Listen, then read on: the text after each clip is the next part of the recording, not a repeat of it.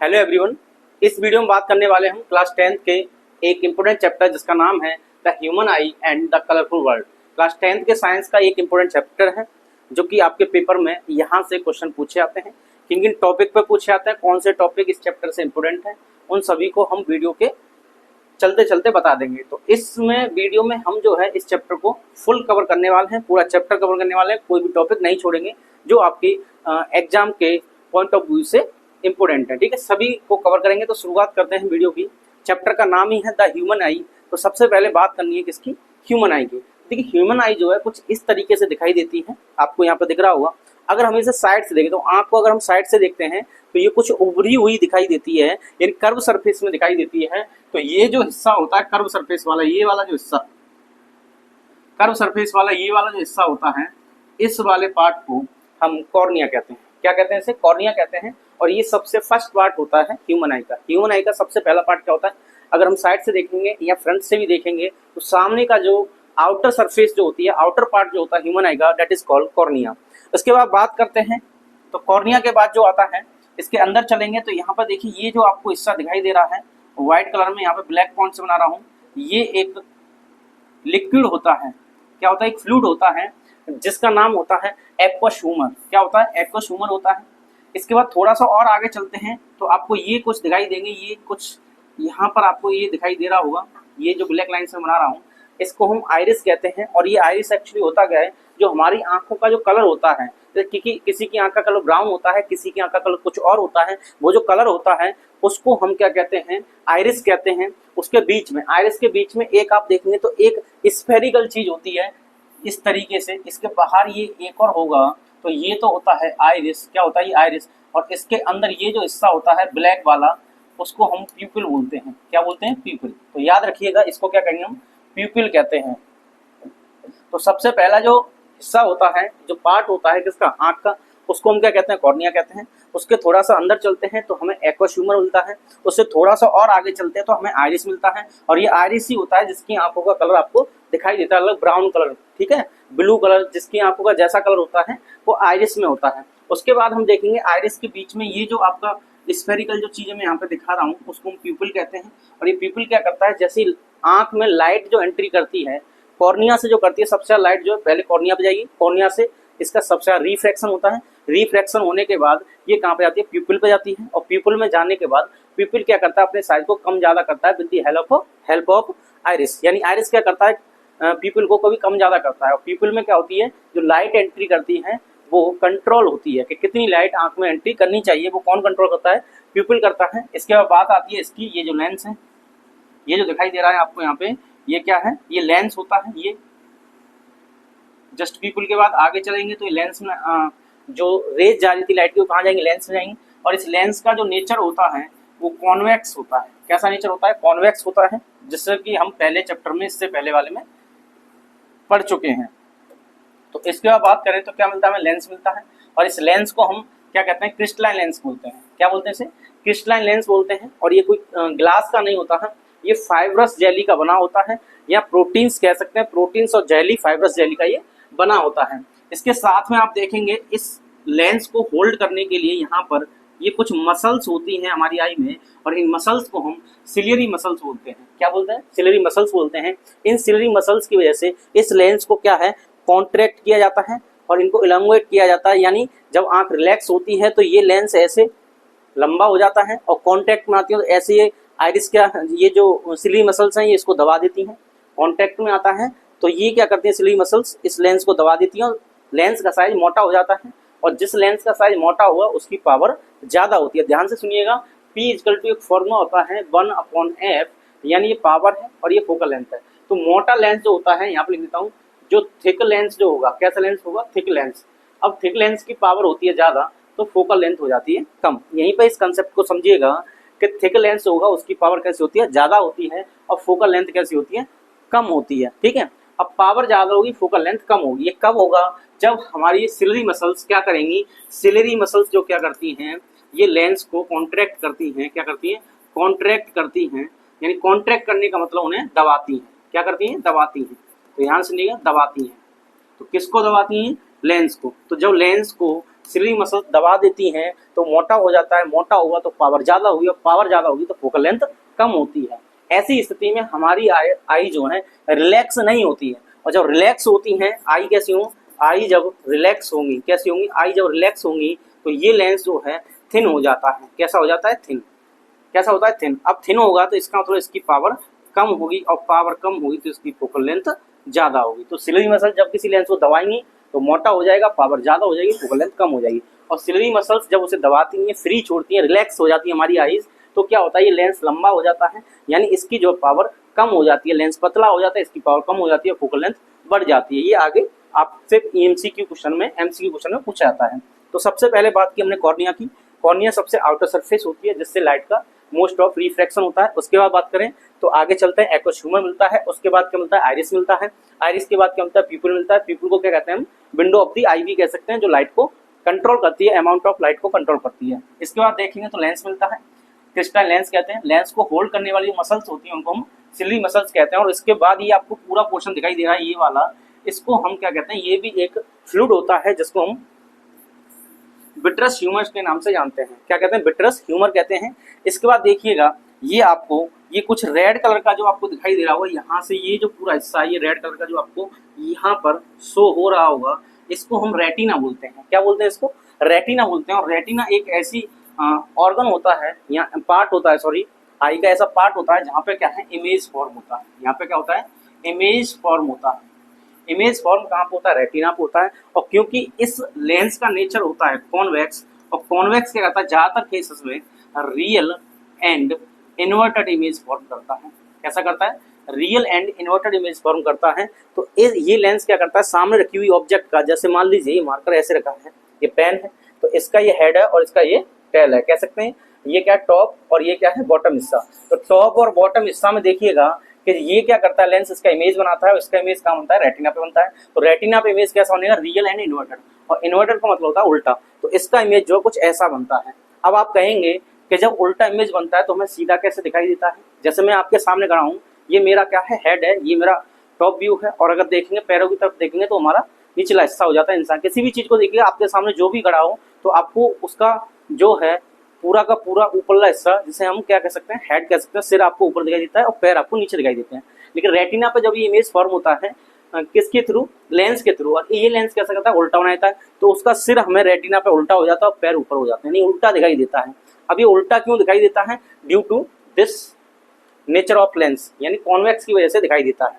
अब फिर सीधा कैसे होता है? तो ये जो रेटिना से आप देखेंगे, रेटिना से क्या होता है, ये कुछ नर्व्स जुड़ी हुई होती हैं जिसको हम ऑप्टिक नर्व कहते हैं। और ये ऑप्टिक नर्व सीधा सीधा जाके कहाँ कनेक्ट होती हैं, ये सीधा सीधा जाके किससे कनेक्ट होती हैं, ब्रेन से कनेक्ट होती हैं। और आपको पता है ब्रेन ही हमारी बॉडी के सभी पार्ट को कंट्रोल करता है। तो ये जो रियल एंड इन्वर्टेड इमेज जो बना है, उल्टा इमेज जो बना है किसी भी ऑब्जेक्ट का, वो ऑप्टिक नर्व क्या करती हैं, इलेक्ट्रिकल सिग्नल के रूप में न्यूरॉन्स से होते हुए पूरे ब्रेन को ये सिग्नल देती हैं कि किसी ऑब्जेक्ट का इमेज बन चुका है। तो ब्रेन क्या है, तुरंत कार्रवाई करता है और तुरंत रेस्पॉन्स करने के बाद कहता है कि वो उल्टा नहीं है, कैसा, सीधा। तो with the help of the brain we can see the image inverted की जगह कैसे देखेंगे, कैसा देखेंगे, उल्टे की जगह कैसे देखेंगे, सीधा देखेंगे, इरेक्ट देखते हैं। तो with the help of brain we can see the inverted image in the form of erect image. ठीक है, तो इरेक्ट इमेज में हम क्या है उसे देख पाते हैं, जबकि रेटिना पे बनता है कैसा, रियल एंड इन्वर्टेड। देख लीजिएगा, इस चीज से यहाँ से क्वेश्चन बनता है, एमसीक्यू क्वेश्चन बन जाता है यहाँ से कि इमेज कहाँ पे फॉर्म होता है, रेटिना पे होता है। कैसा होता है, रियल एंड इन्वर्टेड होता है। किसके थ्रू होता है, कॉन्वेक्स लेंस की तरह होता है। एक एक करके इनके बारे में बात कर लेते हैं। और ये जो डायामीटर होता है इसका पूरा, आई का यहाँ से यहाँ तक का डायामीटर जो होता है वो 2.3 सेंटीमीटर अप्रॉक्स होता है। एक एक करके इनको पढ़ लेते हैं। देखिए, पार्ट्स ऑफ ह्यूमन आई में कॉर्निया की बात करते हैं। Light enters the I through a thin membrane called the cornea, यानी सबसे ऊपर वाला जो भाग होता है उसे कॉर्निया कहते हैं। ये थिन मेम्ब्रेन होता है, बहुत पतला मेम्ब्रेन होता है, जहाँ से क्या है, लाइट एंट्री करती है। Most of the refraction occurs at the outer surface of the cornea. Most of the refraction, सबसे ज्यादा जो रिफ्रैक्शन होता है कहाँ पे होता है, कॉर्निया पे होता है। यानी आँख का सबसे बाहरी हिस्सा जो होता है, आउटर सरफेस होती है, कॉर्निया होता है। जब लाइट आएगी तो सबसे पहले क्या हो, यहीं पे इंसिडेंट होगी, और इंसिडेंट होगी तो इसका रिफ्रैक्शन होगा due to change in medium, यानी मीडियम के चेंज होने की वजह से इसमें रिफ्रैक्शन होगा। आगे बात करते हैं कॉर्निया के बाद आइरिस की। दूसरा पार्ट क्या होता है, आइरिस। हम यहाँ पे फ्लूइड वाली बातें नहीं कर रहे हैं फिलहाल। It is the behind the cornea, cornea के पीछे होता है। It is a dark muscular diaphragm that controls the size of people, यानी पीपल के साइज को यह क्या करता है, कम या ज्यादा करता है। अभी बताया था, अगर ये मान लीजिए आइरिस है, इसके अंदर ये जो आपको कलर दिखाई देता है ब्लैक कलर का जो होता है सभी के पास, इसको हम क्या कहते हैं, पीपल कहते हैं। क्या कहते हैं, पीपल। और ये जो होता है आइरिस, आइरिस क्या होता है, कलरफुल होता है, किसी का ब्राउन होता है, किसी का ब्लू होता है, तो आइरिस होता है। आगे बात करते हैं इसके बारे में। तो पीपल मिलेगा, पीपल की कौन कंट्रोल करता है पीपल के साइज को, ये आइरिस कंट्रोल करता है। और पीपल में क्या होता है, लाइट एंट्री करते हैं, कभी कम कभी ज्यादा, तो पीपल क्या करता है, लाइट के अमाउंट को कंट्रोल करता है। तो it is the window of the eye, इसे विंडो ऑफ आई कहते हैं। It regulates and control the amount of light, इतना याद रखें, किसको कंट्रोल करता है, अमाउंट ऑफ लाइट को कंट्रोल करता है। Entering the eye, it is the black opening between aqueous humour and lens, lens और एक्वस ह्यूमर के बीच में, यहाँ पे देखिए लेंस और एक्वस ह्यूमर के बीच में, यहाँ पे बताया था ये एक्वस ह्यूमर होगा और लेंस होगा, इसके बीच में ये जो हिस्सा होता है, ये वाला ध्यान से देखिएगा, तो ये वाला जो हिस्सा होता है, इसको हम क्या कहते हैं, इसको हम कहते हैं प्यूपिल कहते हैं, जो लेंस और एक्वस ह्यूमर के बीच में है। बात समझ आ गई। तो ये किसकी बात होगी, प्यूपिल की बात होगी। नेक्स्ट पार्ट देखते हैं क्रिस्टल लेंस। और लेंस मैंने बताया था ये किसका बनता है, फाइब्रस जेली का बनता है, तो फाइब्रस जेली का बनता है। प्रोटीन भी लिख सकते हैं यहाँ पे। तो provide the focused real and inverted image, तो कैसा बनाएगा, रियल एंड इन्वर्टेड इमेज बनाएगा। क्यों, क्योंकि लेंस जो होता है कॉन्वेक्स नेचर का होता है। कैसा होता है, कॉन्वेक्स लेंस होता है, कॉन्वेक्स नेचर का होता है। और कॉन्वेक्स का काम क्या होता है, कन्वर्जिंग। आगे देखिए, provide the focused real and inverted image of the object on the retina, retina पे ये क्या बनाता है, इमेज बनाता है। It is composed of the fibrous jelly like material, this is convex lens that converse light at retina. ये convex जो होता है कन्वर्जिंग नेचर का होता है, और लाइट रे जितनी भी आती है उनको रिफ्रैक्शन करने के बाद रेटिना पे क्या करता है, इमेज फॉर्म करता है। अगली बात आती है सिलरी मसल्स की। और मैंने आपको बताया था सिलरी मसल क्या करती हैं, लेंस को होल्ड करती हैं। तो कभी लेंस को दबा देती हैं तो मोटा हो जाता है, और जब मोटा हो जाता है तो पावर ज्यादा हो जाती है, और पावर ज्यादा होगी तो एफ कम हो जाएगा, फोकल लेंथ कम हो जाएगी। और कभी आंख जब रिलैक्स होगी तो वो थिन हो जाता है। तो it helps to change the curvature of eye lens, यानी आई लेंस का कर्वेचर को चेंज करने के काम में आती है सिलरी मसल्स।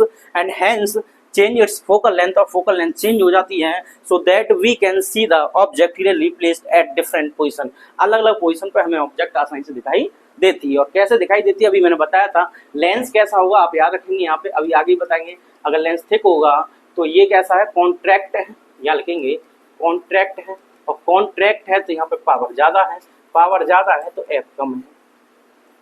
अगर लेंस थिन है, लेंस कैसा है यहाँ पे लिख देता हूँ, ये लेंस की बात चल रही है। लेंस अगर थिन है तो हम कहेंगे रिलैक्स आई है। कैसी आई है, रिलैक्स आई है। और रिलैक्स आई है तो पावर कम हो जाएगी और एफ जो है ज्यादा हो जाएगी, यहाँ पर आप देख सकते हैं। अगले बात करते हैं नेक्स्ट पार्ट की। तो रेटिना है, रेटिना बता दिया क्या होता है। रेटिना एक ऐसी जगह होती है जहाँ पे क्या होता है, फॉर्म होता है क्या, इमेज। तो यहाँ पे क्या है, formation of image, image form, क्या लिख सकते हैं यहाँ पे, formation of image, formation of image, formation of image. तो यहाँ पे लिख लेंगे आप formation of image at retina. तो formation of image at retina, तो रेटिना पे क्या है, यहाँ पे इमेज फॉर्म होता है। किसकी हेल्प से होता है, ये लेंस की हेल्प से होता है। तो इसमें क्या होता है, रेटिना में दो चीजें होती हैं, एक रॉड्स होती हैं, कॉन्स होते हैं। रॉड्स क्या करती हैं, rods help to see the object in dim and diffuse light, यानी कम लाइट जब हो जाती है, अंधेरे वाले कमरे में हम जब एंट्री करते हैं तो उसमें जो हेल्प करता है देखने के लिए ऑब्जेक्ट को, वो रॉड्स करती हैं। ऐसा नहीं बिल्कुल एकदम से अंधेरा हो, मतलब थोड़ा सा कहीं से उजाला आ रहा हो, ऐसे मतलब कम अंधेरे में, अंधेरा बहुत ज्यादा नहीं है, मतलब एकदम घना अंधेरा नहीं है, थोड़ी बहुत कहीं से रोशनी आ रही है, कहीं से लाइट आ रही है, तो उस टाइम पर रेटिना का ये पार्ट होता है, क्योंकि रॉड्स कहते हैं इसे, वो हमारी हेल्प करता है डिम लाइट में। डिम का मतलब होता है कम लाइट में। कौन से होते हैं, ये हमें कलरफुल बताते हैं। कौन सा helpful in coloured and contract vision, यानी कलर्ड करने के लिए, कॉन्ट्रैक्ट विजन के लिए कौन की जरूरत पड़ती है, जो कि रेटिना से जुड़े होते हैं। नेक्स्ट पॉइंट आता है ब्लाइंड स्पॉट। अब ब्लाइंड स्पॉट क्या होता है, ब्लाइंड स्पॉट जो है एक जंक्शन होता है। जंक्शन का मतलब एक ऐसा पॉइंट, ब्लाइंड स्पॉट एक ऐसा पॉइंट होता है जहां पर क्या होता है, ऑप्टिक नर्व और रेटिना आपस में मिलते हैं। ऑप्टिक नर्व और रेटिना जहां पर मिलते हैं उसको क्या कहते हैं, ब्लाइंड स्पॉट। क्या कहेंगे, ऑप्टिकल नर्व एंड रेटिना जिस पॉइंट पर मिलेंगे उसको क्या कहेंगे, ब्लाइंड स्पॉट कहते हैं। There are no light sensitive cells no rods और नो कॉन्स, ना तो यहाँ पे रोड्स होती है और ना कोई कॉन्सेप्ट होता है, जो कि हमने अभी यहाँ पे देखा।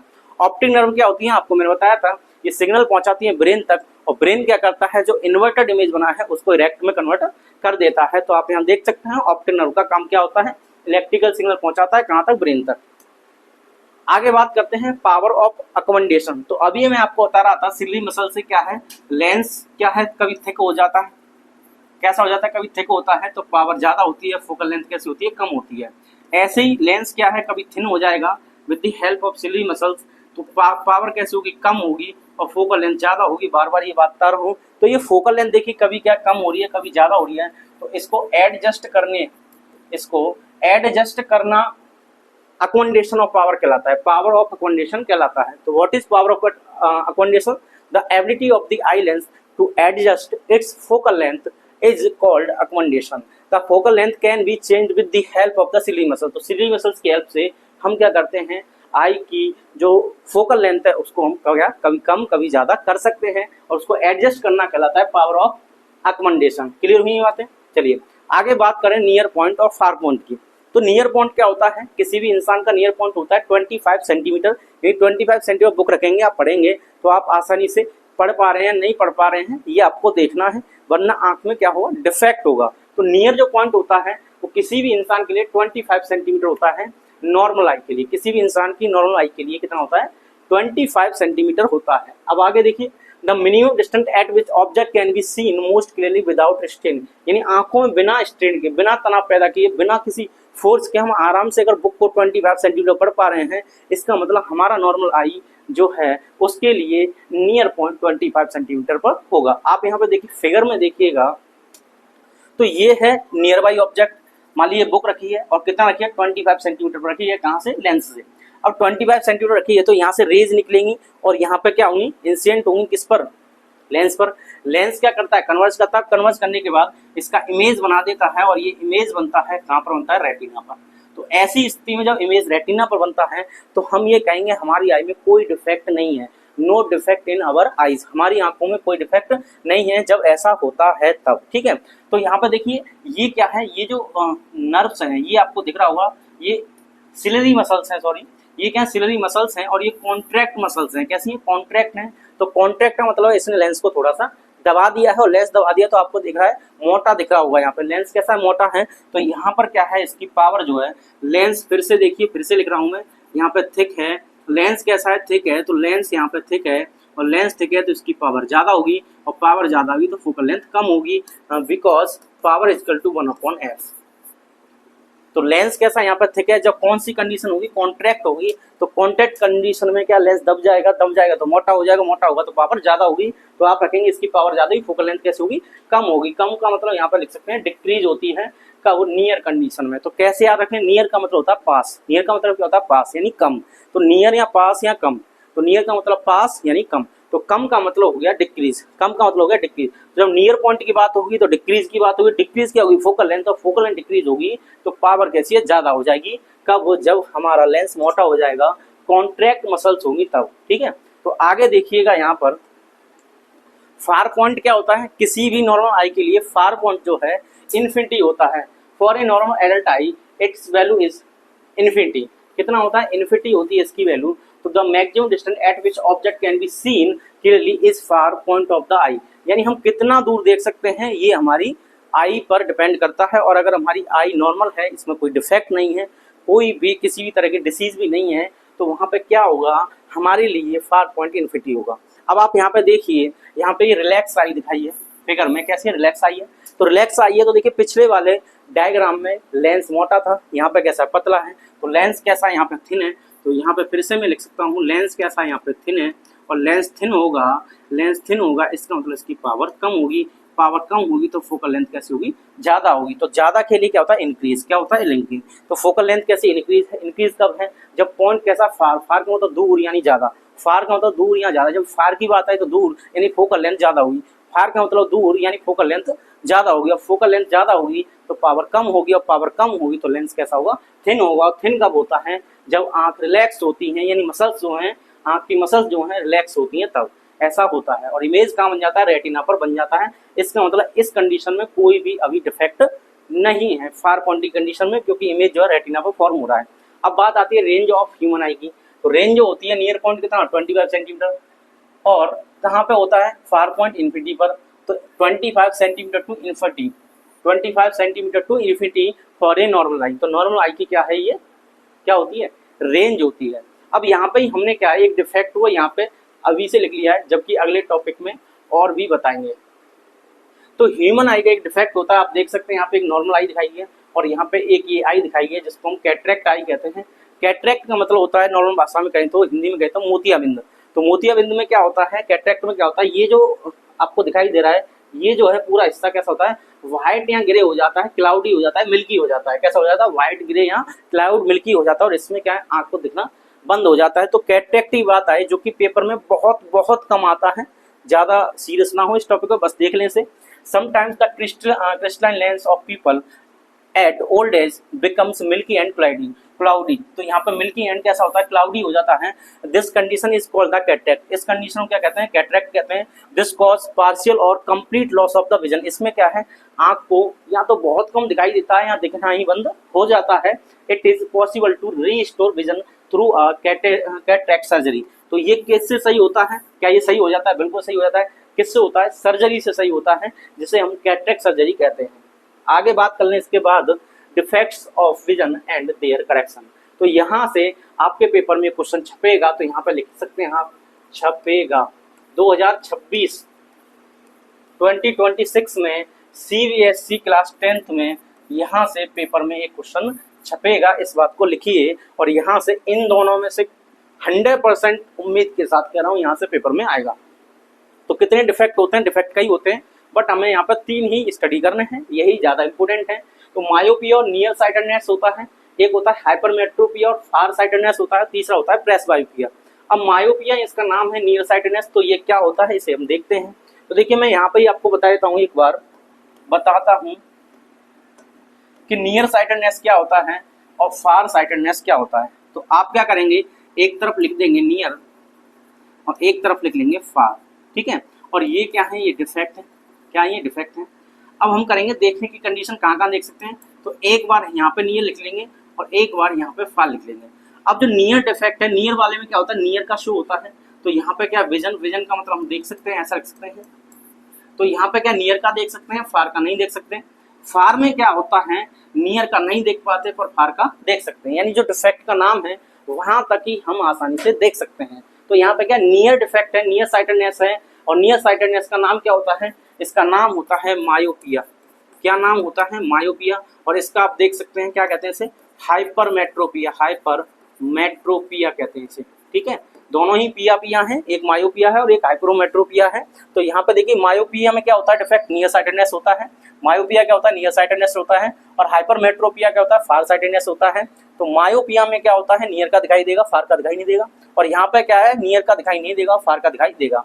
अब बात कर लें इनके करेक्शन की, क्या इनका करेक्शन किस लेंस से करते हैं। तो भाई इनका जो करेक्शन किया जाता है, इनका जो करेक्शन किया जाता है, ध्यान सुनिएगा, नियर वाले का जो किया जाता है वो कॉनकेव लेंस से किया जाता है। इससे किया जाता है कॉनकेव लेंस से, और ये किया जाता है कॉन्वेक्स लेंस से, ठीक है। इस बात को आप अच्छे से याद रखेंगे, चाहो तो स्क्रीनशॉट भी ले सकते हैं, ठीक है। आगे बात करें इनके एक एक करके कि मायोपिया क्या होता है। तो अभी बताया, a person with myopia can see near by object. कौन सी ऑब्जेक्ट देगा, nearby clearly, but can not see distance object, यानी फार के ऑब्जेक्ट को आसानी से नहीं देख पाता है। तो यहाँ पे डिफेक्ट हो जाता है मायोपिया और near sightedness. In myopic I the image of the distance object form in the front of the retina, यानी इसमें क्या होता है, जो इमेज बनता है वो रेटिना से पहले ही बन जाता है। कहाँ बन जाता है, रेटिना से पहले ही। अब कैसे बनता है, इसके कॉज भी पूछे जाते हैं। तो सुनिएगा, जो ह्यूमन आई की जो बॉल होती है, ये जो आंखों की जो बॉल होती है, यहाँ पर ध्यान से देखिएगा, आंखों की बॉल होती है, यहाँ पे लेंस है। अब ये लेंस जो है, इसमें क्या होता है, जैसी लाइट रे आती है तो क्या होना चाहिए, रेटिना पे मीट होनी चाहिए। अब रेटिना पे मिलेंगी तो हम ये कह देंगे नॉर्मल आई है। कैसी आई है, नॉर्मल आई। ये कहाँ से मिलनी चाहिए, नियर पॉइंट से मिलनी चाहिए और फार पॉइंट से मिलनी चाहिए। अगर रेटिना पे मिलेंगी तो नॉर्मल हो जाएंगी। अगर रेटिना पे नहीं मिलती हैं तो वहाँ पे डिफेक्ट आ जाता है। तो कहाँ पे मिलेंगी, तो रेटिना से पहले मिल सकती हैं। क्या होगा, ये क्या है, रेटिना से पहले भी मिल जाती हैं। और रेटिना से पहले कब मिलेंगी, ध्यान सुनिएगा, नियर साइटेडनेस में। तो ये क्या होता है, ये यहाँ पे कुछ ऐसा होता है, ऐसे। तो यहाँ पे क्या है, ये रेटिना से पहले क्या है, एक दूसरे को मीट कर रही है एंड उसका इमेज यहाँ पे बनता है। और ये जो इमेज होगा ये किसके लिए होगा, नियर साइटेडनेस के लिए होगा। किसके लिए होगा, नियर साइटेडनेस के लिए होगा। नियर की तो दिखाई देंगी ऑब्जेक्ट, पर फार की ऑब्जेक्ट दिखाई नहीं देंगी। और ऐसा कब होता है, जब आई बॉल, ये जो बॉल है जो नॉर्मल आई बॉल होती है, मैंने बताया था 2.5 सेंटीमीटर, सॉरी 2.3 अप्रॉक्स सेंटीमीटर की होती है। तो ये क्या है, इसका डायमीटर बढ़ जाता है। कैसा होता है, बढ़ जाता है। तो जब ये बढ़ जाता है तो रेटिना पीछे हट जाता है। पहले ये इतना था, मान लीजिए थोड़ी सी आई जो है बड़ी हो गई, तो आई बॉल बड़ी हो गई तो रेटिना कहाँ चला गया, पीछे। इमेज इसका पहले ही बन जाएगा, और इमेज जब पहले बन जाएगा तो वो क्या है, मायोपिक आई हो जाएगी। कौन सी हो जाएगी, मायोपिक आई। फिर इसका करेक्शन करते हैं with the help of the concave lens. तो आगे देखिए, कॉज ऑफ मायोपिया की बात कर लें तो यहाँ पर ये लाइन का मतलब समझ में आया कि रेटिना से पहले इसका इमेज फॉर्म हो जाएगा। इसके कॉज क्या है, मैंने भी बताया था। ये क्या है, यहाँ पे आई क्या है, बढ़ जाती है, इसका कर्वेचर बढ़ जाता है। तो excessive curvature of the eye lens. Excessive का मतलब होता है बढ़ना। क्या होता है, बढ़ना। तो यहाँ पे क्या है, कर्वेचर जो है बढ़ जाता है। Elongation of the eye ball, यानी आई बॉल जो है लंबी हो जाती है। यानी ऐसे है आई बॉल किसी की, मान लो ऐसे आई बॉल है, फिर वो बड़ी हो जाएगी तो रेटिना पीछे चला गया तो इमेज पहले ही बन जाएगा। तो इलोंगेशन ऑफ आई बॉल हो जाता है, excessive curvature of eye lens होता है। अब इसके डायग्राम की बात कर लें तो करेक्शन किससे होता था, अभी बताया था, कॉनकेव से होगा। करेक्शन किससे होगा, कॉनकेव लेंस से होगा, और सुटेबल पावर का होना चाहिए। तो देखिए ये क्या होता है, फार पॉइंट ऑफ मायोपिक आई। तो मायोपिक आई का फार पॉइंट कुछ ऐसा होगा। इन दोनों डायग्राम पे ज्यादा ध्यान दीजिएगा, क्योंकि पेपर में ये वाले बने हुए आते हैं। इसमें से ये ऊपर वाला जो है ये बना आता है, और इसमें पूछता है कि ये जो आई है, इस आई का नाम बताइए, इसमें कौन सा डिफेक्ट है। तो आप क्या कहेंगे, मायोपिक आई है या नियर साइटेडनेस है। अब नियर साइटेडनेस में होता क्या है, नियर की ऑब्जेक्ट क्लियर होती है, पर फार की ऑब्जेक्ट, डिस्टेंट ऑब्जेक्ट जो क्लियर दिखाई नहीं देती है। तो क्लियर दिखाई नहीं देती है, इसका मतलब रेज कहाँ से आ रही है, फार से आ रही होंगी। नियर साइटेडनेस में क्या होगा, नियर का तो क्लियर दिखाई देगा बट फार का क्लियर दिखाई नहीं देता। तो फार से रेज आनी चाहिए। कहाँ से आनी चाहिए, फार से रेज आनी चाहिए। तो यहाँ पे क्या है, फार से रेज आ रही है, आ रही है, और कैसी आती है, फार से मतलब इन्फिनिटी से कैसी आती है, फार का मतलब इन्फिनिटी, और इन्फिनिटी से लाइट रेज कैसी आती है, पैरेलल आती है। ये तो हम सीख चुके हैं पहले चैप्टर में। तो ये इन्फिनिटी से पैरेलल लाइट रेज आएंगी, और यहाँ पे क्या इंसिडेंट होंगी, लेंस पर। और लेंस क्या करेगा, इन्हें कन्वर्ज कर देगा। अब कन्वर्ज करेगा तो क्या करेगा, इन्हें पहले ही कर देगा। अगर इसमें कोई भी डिफेक्ट नहीं होता, इस आई में कोई भी डिफेक्ट नहीं होता, तो ये कन्वर्ज करता यहाँ पर, रेटिना पर। कहाँ कन्वर्ज करता, रेटिना पर कन्वर्ज करता। और रेटिना पर कन्वर्ज करता तो हम कहते हैं नॉर्मल आई है। कैसी आई है, नॉर्मल आई है। लेकिन ऐसी सिचुएशन में होता क्या है, आंखों में जब डिफेक्ट आ जाता है तो ये लेंस इसे पहले ही कन्वर्ज कर देता है, और जिस पॉइंट पर कन्वर्ज करता है, जिस पॉइंट पर कन्वर्ज करता है तो वहां पे इमेज फॉर्म हो जाता है, और रेटिना पर इमेज फॉर्म नहीं होता। तो ऐसी सिचुएशन में जब रेटिना पर इमेज फॉर्म नहीं होता तो यहाँ पर डिफेक्ट आ गया। कौन सा डिफेक्ट आ गया, नियर का मतलब पास। तो अगर रेटिना से पहले, यानी लेंस के पास ही इमेज बन जाए, लेंस के पास ही इमेज बन जाए, मतलब रेटिना से पहले इमेज बन जाए, तो नियर साइटेडनेस या मायोपिक आई है। अब इसे सही कैसे करेंगे, कौन सा लेंस लगाते हैं, यहाँ पे कॉनकेव लगाते हैं। तो कॉनकेव लेंस लगाते हैं, और कॉनकेव लेंस में होगा कि ये लाइट जो पैरेलल आ रही थी ये थोड़ा इन्हें डाइवर्ज कर देगा, और थोड़ा डाइवर्ज करेगा तो डाइवर्ज करने के बाद यहाँ पे इंसिडेंट होंगे, और ये क्या है, थोड़ा सा दूर इसे जो पहले कन्वर्ज कर रहा था, अब ये लेंस क्या करेगा, अब थोड़ा सा और दूर इन्हें क्या है, कन्वर्ज कर देगा, और जहां रेटिना पर ये पहुंच जाएंगी। कहां पर पहुंच जाएंगी, रेटिना पर। इसलिए जो लोग चश्मा यूज करते हैं तो अगर उन्हें नियर साइटेडनेस है या मायोपिया है तो वो इस लेंस का यूज करते हैं चश्मे में, जिसका नाम है कॉनकेव लेंस। ठीक है, तो करेक्शन ऑफ मायोपिक आई का ये होता है, या मायोपिक आई है। ये डायग्राम क्या है, पेपर में छपा आता है, पेपर में छपा आता है। ज्यादातर पेपर में ऐसा क्वेश्चन आता है कि छपा हुआ होगा, आपसे पूछ लेगा, या आपको क्या है वहां पर बनाना पड़ेगा अगर वो कहेगा तो। आगे बात कर लें फार साइटेडनेस की। तो फार साइटेडनेस क्या होता है, हाइपरमेट्रोपी क्या होता है, इसमें बताया था कहाँ की ऑब्जेक्ट की जो नाम है डिफेक्ट का वही देखिए। तो फार साइटेडनेस है, यानी फार का दिखाई देगा, नियर का दिखाई नहीं देगा। तो a person with a hypermetropia can see distant objects clearly but can not see near by object clearly. पास की ऑब्जेक्ट को आसानी से नहीं देख पाता पर दूर के को आसानी से देख लेता है। Image is form behind the retina. तो अभी क्या हो रहा था, इसमें इमेज जो है रेटिना से पहले बनना था, अब क्या है रेटिना के बाद बनेगा। फार का मतलब होता है दूर, दूर का मतलब आगे, तो इसका मतलब दूर का मतलब कह सकते हैं आगे। तो रेटिना से आगे इमेज बने तो फार, और रेटिना से पहले बने तो नियर का मतलब पास। तो रेटिना से पहले बन जाएगा, लेंस के पास इमेज बनेगा तो इसका मतलब नियर साइटेडनेस हो जाएगा। तो यहाँ पे आप देख सकते हैं कॉज ऑफ हाइपरमेट्रोपिया क्या होता है, उसमें क्या है आई बॉल बड़ी हो जाती है, कर्वेचर क्या हो जाता है बढ़ जाता है। अब यहाँ पे क्या है आई बॉल छोटी हो जाती है, कर्वेचर क्या है छोटा हो जाता है। तो the focal length of the eye lens is too long, यानी इसमें फोकल लेंथ क्या है ज्यादा हो जाती है, फोकल लेंथ क्या है ज्यादा हो जाती है। The eyeball has become too small, यानी कैसा हो जाएगा मैंने बताया था यहाँ पे कि आई बॉल इसमें छोटी हो जाती है और उस वाले में कैसी हो जाती है बड़ी हो जाती है। तो यहाँ पे आई बॉल कैसी हो जाएगी, eyeball has become too small, तो स्मॉल हो जाती है।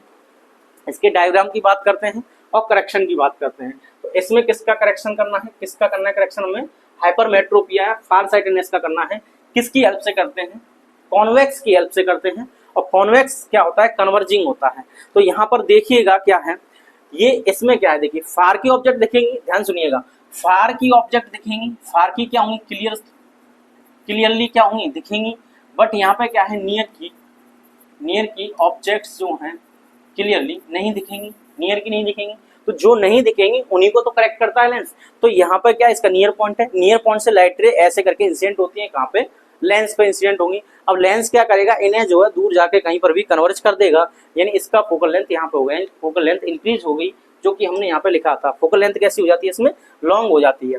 तो इसने यहाँ पे ये क्या है कन्वर्ज किया है इस पॉइंट पर, लेकिन रेटिना है यहाँ पर, रेटिना यहाँ पे कन्वर्जन हो रहा है इस पॉइंट पर, ध्यान से सुनिएगा, रेटिना है कन्वर्जन हो रहा है इस पॉइंट पर। इसका मतलब ये हुआ जो नियर से लाइट रेज चल रही है किसी ऑब्जेक्ट को जो हम देख रहे हैं, उसका इमेज कहाँ बनना है, रेटिना के पीछे बनना है, रेटिना के पीछे ना, यानी रेटिना पर नहीं बनना है। तो इस कंडीशन में ये जो आई है ये डिफेक्टिव आई है, और डिफेक्टिव आई है तो रेटिना से पीछे बनेगा, इसलिए इसे हाइपरमेट्रोपिक आई कहेंगे। और रेटिना से पहले बनेगा तो इसको क्या कहेंगे, मायोपिक आई कहेंगे। अब डायग्राम बनाने में कंफ्यूजन होता है, अगर पेपर में आता है तो इजीली आप आंसर कर पाओगे, लेकिन डायग्राम बनाने के लिए आता है तो दिक्कतें आती हैं। तो डायग्राम बनाना कैसे, देखिए इसमें कौन सा नहीं दिखता, नियर का नहीं दिखता, तो लाइट रेज को नियर से निकालिए और सीधा कहाँ पे इंसिडेंट कराइए, लेंस पर। और लेंस पर कराने के बाद याद रखिए कि रेटिना के बाद बनाना है इमेज, तो रेटिना के बाद कन्वर्ज करा दीजिएगा आई बॉल के आगे, मतलब आई बॉल जहाँ खत्म हो रहा है उससे थोड़ा सा आगे कन्वर्ज करा दीजिएगा, इसका डायग्राम बनकर तैयार हो जाएगा।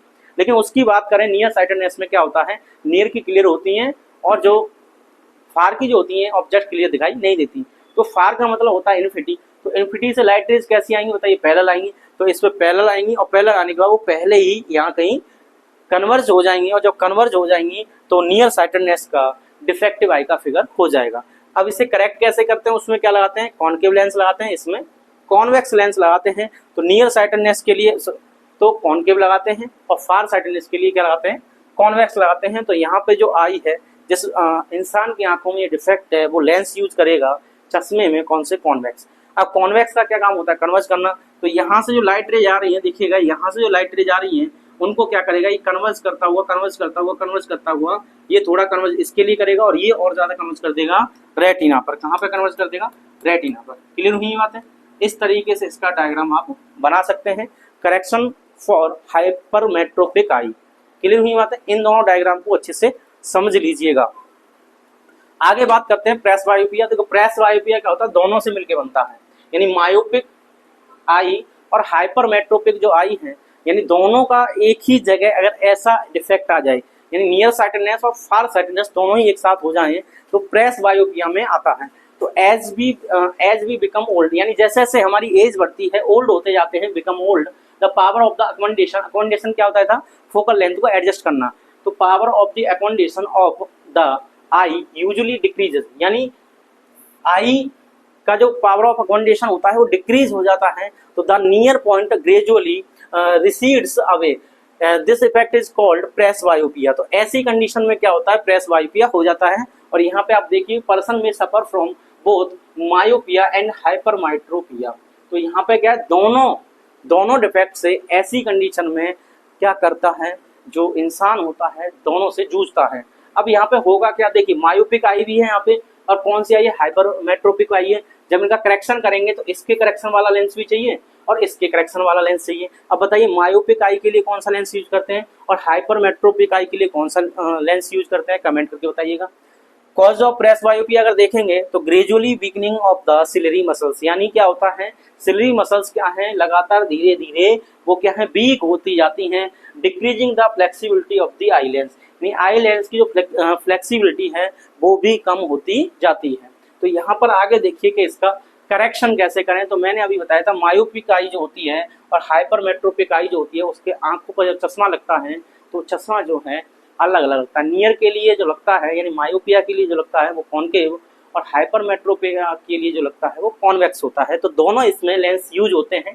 तो यूजिंग ऑफ बाईफोकल लेंथ यानी कौन से होंगे, बाईफोकल लेंथ होंगे। बाई का मतलब दो, दोनों फोकल लेंथ होनी चाहिए with appropriate power. Bifocal lenses consist of both concave and convex. तो कॉनकेव भी चाहिए और कॉन्वेक्स भी चाहिए। तो अपर पोजीशन जो होता है, आंखों के ऊपर जो चश्मा होता है दोनों होते हैं, तो अपर पोजीशन वाला जो होता है लेंस वो होता है कॉनकेव लेंस होता है, और लोअर पोर्शन कंसिस्ट वाला जो होता है वो कॉन्वेक्स होता है। यहाँ कह सकते हैं ये पहले नंबर पर ऊपर से देखेंगे तो हमें कॉनकेव मिलेगा और दूसरे नंबर पे क्या मिलेगा, कॉन्वेक्स मिलेगा। ठीक है, इस तरीके से प्रेस बायोपिया का क्या कर सकते हैं, करेक्शन कर सकते हैं। अब बात आती है refraction of light through a prism. तो देखिए प्रिज्म से क्या होता है, रिफ्रैक्शन हमें यहाँ पे देखना है।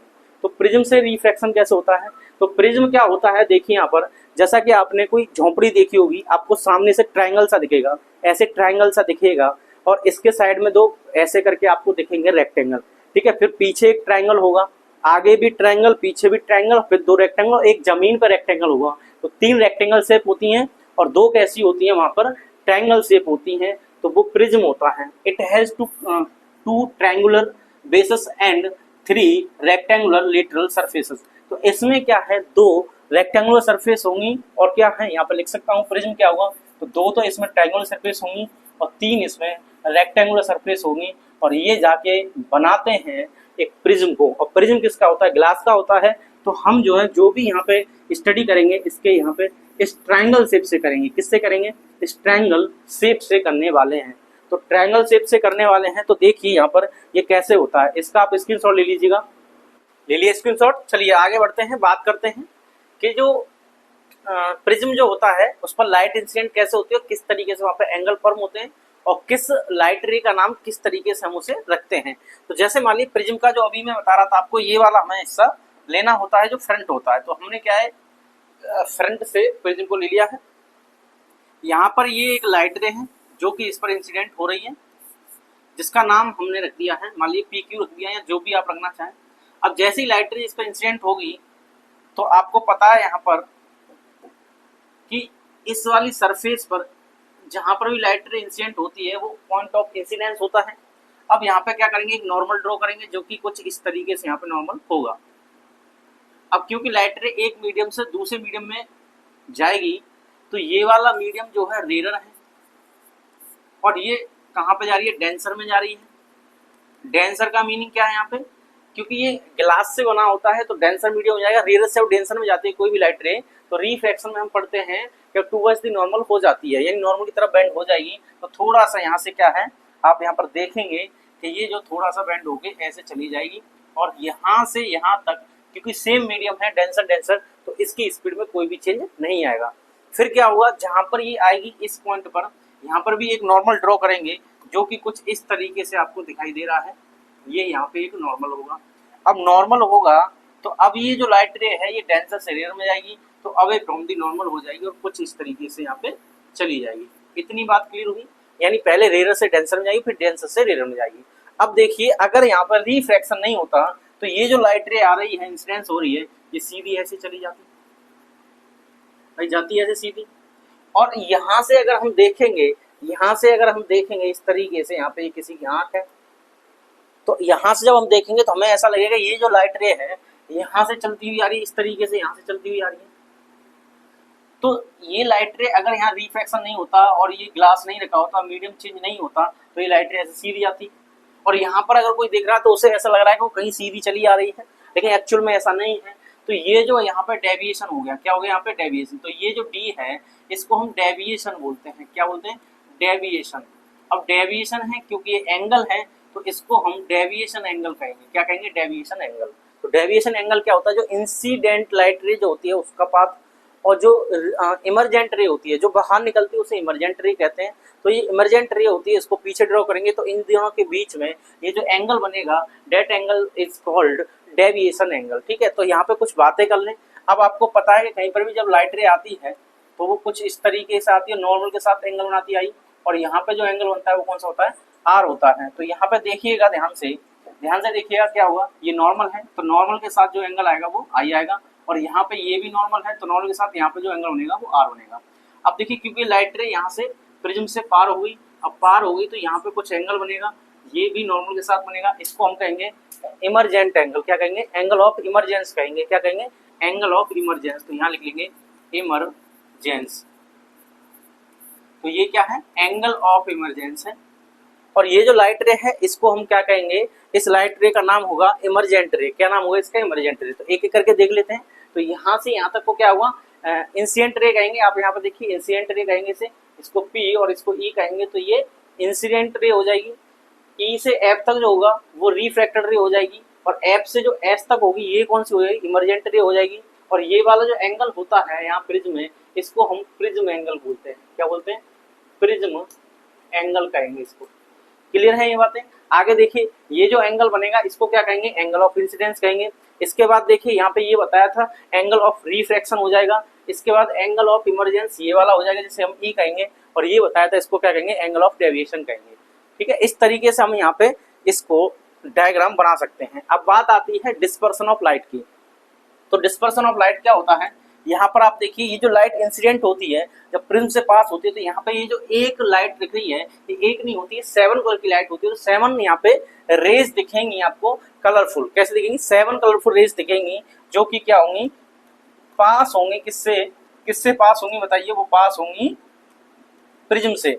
तो जब भी कोई व्हाइट लाइट, तो व्हाइट लाइट कहाँ से हो? सन की। तो सन की कोई व्हाइट लाइट जब भी प्रिज्म पे जाती है तो वो 7 कलर में क्या है? स्प्लिट हो जाती है। और 7 कलर में स्प्लिट होना व्हाइट लाइट का, that is called dispersion of light. क्या कहेंगे इसे? डिस्पर्सन ऑफ लाइट कहेंगे। तो यहाँ देखिए definition, the splitting of A light into its component colours is called dispersion. तो डिस्पर्सन का मीनिंग हो गया यहाँ पे कि जो व्हाइट लाइट है वो अपने 7 कलर में, अपने कंपोनेंट में क्या है? टूट जाती है, बिखर जाती है, फैल जाती है। तो 7 कलर में स्प्लिट हो जाती है। जैसे हम लिखते कैसे? नीचे की तरफ, ध्यान से सुनिएगा, नीचे की तरफ वॉयलेट होगा और सबसे ऊपर की तरफ यहाँ पे रेड होगा, तो इसे कहते हैं विवग्योर। क्या कहते हैं? विवग्योर। अब यहाँ पे एक और चीज साथ में समझिएगा, समझना ये है, क्लास 9th में आपने ये पढ़ लिया होगा कि वेवलेंथ क्या होती है और फ्रिक्वेंसी क्या होती है। तो यहाँ पर आप लिख लेंगे साथ में, देखिए वेवलेंथ की बात कर लेंगे। यहाँ पे क्या लिख लेंगे? वेवलेंथ लिख लेंगे। वेवलेंथ का तो वेव की लेंथ, और साथ में लिख देंगे यहाँ पे फ्रिक्वेंसी। तो वेवलेंथ लिख देंगे और फ्रिक्वेंसी लिख देंगे, जिसको हम एफ से शो करेंगे। वेवलेंथ को यहाँ पे लैम्डा से शो करते हैं। अब सबसे ज्यादा जो वेवलेंथ होती है वो रेड की होती है, अप्रोक्सीमेटली 7800 एंगस्ट्रॉम होती है। और यहाँ पे बात कर लें किसकी? वॉयलेट वाली की, तो ये 4000 एंगस्ट्रॉम के अप्रोक्स होती है। ठीक है, तो इसका मतलब ये हुआ कि रेड की जो वेवलेंथ होती है वो यहाँ पे सबसे ज्यादा होती है, और वॉयलेट की जो वेवलेंथ होती है सबसे कम होती है। तो हम यहाँ पे लिखेंगे ये सबसे ज्यादा होगी और ये इससे कम होगी। तो ये क्या होती है? मैक्सिमम होती है। और ये वाली कैसी होती है? यहाँ पे मिनिमम होती है। इतनी बात क्लियर है। सबसे ज्यादा अगर आपसे पूछा जाए कि बताइए सबसे ज्यादा वेवलेंथ कौन से कलर की ज्यादा होगी, तो आप कहेंगे रेड की, और सबसे कम किसकी होगी? वॉयलेट की होगी। तो इसका मतलब सबसे कम ये, सबसे ज्यादा ये है, तो ये इसका इंक्रीजिंग ऑर्डर हो जाएगा। क्या हो जाएगा? इंक्रीजिंग ऑर्डर हो जाएगा। सबसे कम वेवलेंथ, थोड़ी ज्यादा, फिर ज्यादा, फिर ज्यादा, फिर ज्यादा, फिर ज्यादा, और यहाँ पे सबसे ज्यादा। अब फ्रिक्वेंसी क्या होती है? ये फ्रिक्वेंसी का फॉर्मूला होता है nu equal to c upon lambda. तो यहाँ पर आप इस तरीके से कर सकते हैं, जिसका वेवलेंथ ज्यादा होगा उसकी फ्रिक्वेंसी कम होगी। तो इसका मतलब सबसे कम फ्रिक्वेंसी हो जाएगी रेड की। तो आप इसे इस तरीके से बना लेंगे याद करने के लिए। क्लियर हुई बातें? यानी सबसे ज्यादा वेवलेंथ किसकी? रेड की। जिसकी सबसे ज्यादा वेवलेंथ होगी उसकी सबसे कम फ्रिक्वेंसी होगी। तो यहाँ पे मैक्सिमम वेवलेंथ की बात करें कि मैक्सिमम वेवलेंथ किसके पास है? तो मैक्सिमम वेवलेंथ की बात कर लें कि किसके पास है, तो आप यहाँ पर लिख देंगे लैम्डा रेड, ये रेड के पास होगी। और मिनिमम फ्रिक्वेंसी किसके पास है? तो मिनिमम फ्रिक्वेंसी की बात अगर आ जाए तो भी यहाँ पे आंसर रेड ही आएगा। क्या आएगा भाई? रेड कलर के पास सबसे ज्यादा वेवलेंथ होती है तो सबसे कम फ्रिक्वेंसी होती है, क्योंकि वेवलेंथ ज्यादा तो फ्रिक्वेंसी कम। ये फॉर्मूला होता है एक न्यू, यहाँ एफ, ये होता है सी अपॉन लैम्डा। जिसकी वेवलेंथ ज्यादा उसकी फ्रिक्वेंसी कम। तो वेवलेंथ किसकी ज्यादा होती है? रेड की। फ्रिक्वेंसी किसकी कम होगी? इसी की होगी। सबसे ज्यादा फ्रिक्वेंसी किसकी होगी? इसकी होगी, जिसका वेवलेंथ कम है। तो क्लियर हुई बात है? डिस्पर्सन ऑफ लाइट का मीनिंग क्या होता है? जब भी लाइट रे क्या है, एक प्रिज्म से, ग्लास प्रिज्म से पास होती है और 7 कलर में स्प्लिट हो जाती है, इस फिनोमेना को हम क्या कहते हैं? डिस्पर्सन बोलते हैं। ठीक है, बात समझ आ गई? अब देखिए, देखते हैं recombination of the spectrum of white light. तो व्हाइट लाइट का क्या करना है, हमें रिकॉम्बिनेशन देखना है। और ये सबसे पहले जो साइंटिस्ट थे जिनका नाम है आप अच्छे से जानते हैं, न्यूटन बाबा। क्या नाम है, न्यूटन बाबा। तो न्यूटन बाबा ने ये देखा था सबसे पहले, क्या देखा था, इन्होंने ये देखा था और सोचा था कि जब कोई व्हाइट लाइट जो होती है प्रिज्म से पास होती है 7 कलर में, कितने कलर्स में स्प्लिट हो जाती है, 7 कलर में। तो उन्होंने सोचा कि हम दूसरा प्रिज्म रखकर उन 7 कलर को व्हाइट लाइट बना सकते हैं। जब व्हाइट से 7 कलर बन रहे हैं तो क्या 7 कलर से हम व्हाइट लाइट दोबारा रिगेन कर सकते हैं या नहीं। तो इतना सोचने के लिए उन्होंने क्या प्रिज्म को रखा, इससे 7 कलर्स को स्प्लिट कराया, यानी यहाँ पे बिब्योर बनाया, और जैसे बिब्योर बनाया उसे प्रिज्म से पास कराया। पहले उन्होंने प्रिज्म सीधा रखा, और सीधा रखा तो उन्हें कोई इस तरीके की व्हाइट लाइट नहीं मिली जो कि यहाँ से इंसिडेंट हो रही थी। फिर उनके दिमाग में कई बार प्रैक्टिस करने का पता लगा कि मैं कुछ गलती कर रहा हूँ। उन्होंने क्या फिर से इन्वर्टेड कर दिया। क्या कर दिया, यहाँ पर जो प्रिज्म लिया था उसको इन्वर्टेड कर दिया, और जैसे ही इन्वर्टेड किया तो यहाँ पर जो व्हाइट लाइट थी, वो जो व्हाइट लाइट है वो यहाँ पर उन्हें मिल चुकी थी। तो यहाँ पर उन्होंने स्क्रीन लगाई और स्क्रीन पर पता चल गया कि जो व्हाइट लाइट यहाँ से एंट्री करेगी, एक और सेम आइडेंटिकल प्रिज्म, आइडेंटिकल तो जैसा ही है वैसा ही इसे रखते हैं, सेम साइज शेप का। तो उन्होंने क्या किया कि इस व्हाइट लाइट को गुजारा, यहाँ से 7 कलर्स मिले, 7 कलर्स को देखा कि यहाँ से फिर से इन्वर्टेड रखने के बाद व्हाइट लाइट प्राप्त हो गई, और इन्होंने recombination of spectrum of the white light को प्रूव कर लिया कि यहाँ से रिकॉम्बिनेशन करने से, क्या प्रिज्म का रिकॉम्बिनेशन करने से व्हाइट लाइट हमें दोबारा मिल जाती है। क्लियर हुई बात है। और इनके कुछ बारे में जो बातें करनी है वो इस तरीके से लिख लेंगे कि Isaac Newton was the first person who proved that sunlight made up of the 7 colours, यानी सनलाइट जो 7 कलर से मिलकर बनती है। ही passed sunlight through a glass prism to form a band of 7 colors। 7 colour से अभी बताया था, यहाँ पे क्या किया उन्होंने, ये बताया का जो व्हाइट लाइट है 7 कलर की बनी होती है, सबसे पहले बताया आइजैक न्यूटन ने बताया था। उसके बाद इन्होंने यहाँ से पास किया और 7 कलर में स्प्लिट हो गई। तो ये जो कहानी जो अभी फिगर में देखिए उसे आपको पॉइंट वाइज लिखना है। He tried to split the colours further by putting another prism ahead of the prism forming spectrum but the failed to obtain more colors। यानी ये क्या है, फेल भी हो चुका था बीच में, मैं बता रहा था, बार बार प्रैक्टिस करने के बाद में सही हुआ। तो he formed a spectrum from sunlight and placed an identical, देखिए आइडेंटिकल यार कहा सेम लिया था, इन्वर्टेड प्रिज्म। तो आइडेंटिकल था, इन्वर्टेड प्रिज्म लिया इस front of the prism forming the spectrum, जहां से स्पेक्ट्रम बनना है उसके सामने आइडेंटिकल और इन्वर्टेड प्रिज्म रख दिया।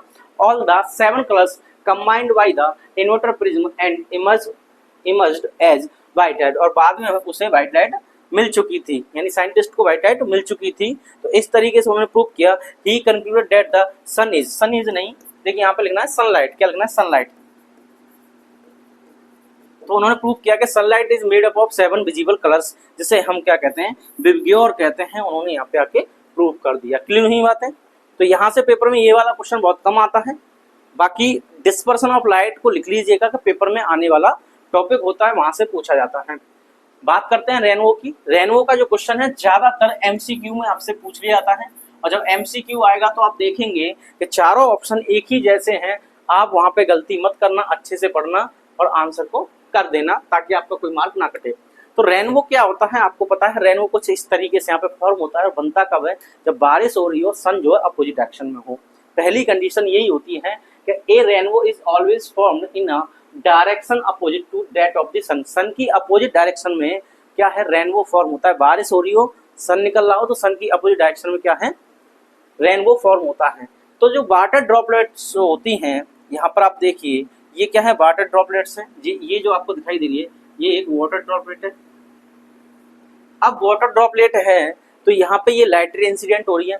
अब जैसे यहाँ पे इंसिडेंट होगी तो यहाँ पे होगा रिफ्रैक्शन, यानी ये रेयर से डेंसर में जाएगी, और डेंसर में जाएगी तो नॉर्मल की तरफ बेंड हो जाएगी। अब बेंड होने के साथ साथ यहाँ पे साथ में हो जाएगा इसका डिस्पर्सन। और डिस्पर्सन क्या होता है कि व्हाइट लाइट 7 कलर में स्प्लिट हो जाती है। तो यहाँ से 7 कलर में स्प्लिट होगी, ऊपर की साइड रेड होगा, सबसे लास्ट में वॉयलेट होगा। और जैसे यहाँ पे पहुंचेंगे तो यहाँ पे होगा इंटरनल रिफ्लेक्शन। आप देखिए पहले होगा रिफ्रैक्शन, इस पॉइंट पे होगा रिफ्रैक्शन, फिर यहाँ पर ये पहला पॉइंट, ये दूसरा पॉइंट और ये तीसरा पॉइंट। तो पहले पॉइंट पे होता है क्या, रिफ्रैक्शन होता है भाई। पहले पॉइंट पे क्या होता है, रिफ्रैक्शन, दूसरे पर यहाँ डिस्पर्सन होगा, तीसरे पर इंटरनल रिफ्लेक्शन होगा। टोटल इंटरनल रिफ्लेक्शन ना लिखें, बहुत सारे बच्चे इसको याद कर लेते हैं टोटल इंटरनल रिफ्लेक्शन, जो कि एक गलत आंसर हो जाएगा। क्लास 10th की एनसीईआरटी में मेंशन किया है इंटरनल रिफ्लेक्शन, तो इंटरनल रिफ्लेक्शन को आप पढ़ें। तो यहाँ से इंटरनल रिफ्लेक्शन होगा और ये सीधा आपकी आंखों पर, यहाँ पे जिसकी भी आंखें होंगी यहाँ पे वो आराम से देख पाएगा। ठीक है, तो यहाँ से उससे क्या है कलर दिखाई देते हैं। यहाँ पर मैंने आपको बताया है, देखिए लाइट रे आ रही है, यहाँ पे क्या होगा, पहले रिफ्रैक्शन होगा, फिर यहाँ से 7 कलर में डिवाइड हो जाएगी, यहाँ से डिस्पर्सन होता है, फिर यहाँ से इंटरनल रिफ्लेक्शन होता है और यहाँ से फिर से रिफ्रैक्शन होता है। इस तरीके से वो आंखों में दिखाई देती है। क्लियर हुई बातें? तो ये होता है रेनबो। आगे बात करें कैसे लिखना है, the water droplets act like a small prism, यानी जो वाटर जो होती है, वाटर की जो ड्रॉप होती हैं वो एज ए प्रिज्म वर्क करती हैं। तो प्रिज्म से जब व्हाइट लाइट क्या होती है, पास होती है, तो 7 कलर में जाती है। ऐसे जब वाटर की जो ड्रॉप होगी वो प्रिज्म की तरह वर्क करेगी, तो वहां पर जो लाइट आएगी 7 कलर में कैसी हो जाएगी, 7 कलर में स्प्लिट हो जाएगी। तो स्मॉल प्रिज्म की तरह वर्क करते हैं। They refract and disperse the incident sunlight then reflect it internally. तो यहाँ पे लिखा है देखिए इंटरनली रिफ्लेक्ट करता है। दे रिफ्लेक्ट, पहले रिफ्लेक्ट होगा, रिफ्लेक्शन होगा, एंड डिस्पर्स, फिर डिस्पर्सन होगा। The incident sunlight then reflect it internally, और फिर अंदर ही क्या होता है इसका इंटरनल रिफ्लेक्शन होता है। And finally refract it again, और यहाँ पे फिर से बताया था, यहाँ पर फिर से क्या होगा, रिफ्रैक्शन होगा। यहाँ पे क्या होगा, रिफ्रैक्शन होगा फाइनली लास्ट में। और when it comes out on the rain drop, और रेन ड्रॉप से बाहर आ जाती है फाइनली रिफ्रैक्शन होने के बाद second time. Due to the dispersion of light and internal refraction different colours reach the observer's eye, यानी जो देखने वाला होता है उसकी आई में डिफरेंट कलर, यानी हम जो कह सकते हैं विविग्योर, यहाँ पर कौन सा विविग्योर कलर जो है आंखों तक पहुंचता है, इसी को हम रेनबो बोलते हैं। क्या बोलते हैं भाई, रेनबो बोलते हैं। तो यहाँ पर ये रेनबो का टॉपिक भी पढ़ लेना, यहाँ पर आप मोस्ट इम्पोर्टेंट लिख लेना, मोस्ट इम्पोर्टेंट लिख लेना। ये एक इम्पोर्टेंट टॉपिक है जो कि आपके पेपर में पूछा जाता है। क्लियर हुई बातें? ठीक है, तो हम बात कर रहे थे रेनबो की। अब इसके बाद जो टॉपिक आता है एटमॉस्फेरिक रिफ्रैक्शन आता है, और इससे रिलेटेड आते हैं बहुत सारे क्वेश्चन। ये टॉपिक भी बहुत बहुत इंपॉर्टेंट है, ये किसी ना किसी सेट में इससे क्वेश्चन आएगा, और समय ने साथ दिया तो आपके सेट में भी यहाँ से क्वेश्चन आएगा। तो इस एटमॉस्फेरिक रिफ्रैक्शन को हम पढ़ेंगे इस चैप्टर के पार्ट 2 वीडियो में, और यहाँ पर पार्ट 1 वीडियो को हम समाप्त करते हैं। वीडियो बहुत लंबा हो जाएगा, इसलिए हम इसे पार्ट 1 में यहाँ पर समाप्त करते हैं। मिलेंगे पार्ट 2 में, जब तक आप इसे अच्छे से रिवाइज कर लीजिएगा। ठीक है ना, पढ़ते रहिए, मुस्कुराते रहिए। जय हिंद साथियों।